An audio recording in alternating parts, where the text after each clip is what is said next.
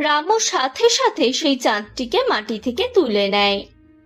আমি সেই পাতালে বাস করা চাঁদ। ভূমিকম্পের কারণে আমি ফাটলে আটকা পড়েছিলাম। আমাকে বের করার জন্য আপনাকে অনেক ধন্যবাদ। আজ থেকে আপনি আমার বন্ধু। আমি আপনার সাথেই থাকবো।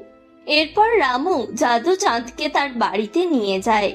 রামু একটি পুরনো কুঁড়ে ঘরে থাকতো। তার বাড়ির অবস্থা দেখে চাঁদ তার জন্য অনুতপ্ত হয়।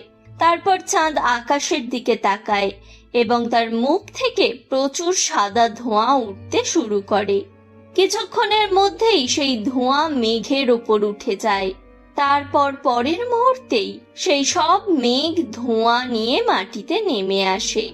তারপর চাঁদ তার জাদুকরী শক্তিতে সেখানে একটি বিশাল চাকা প্রকাশ করে। তারপরে সে সমস্ত মেঘ তুলে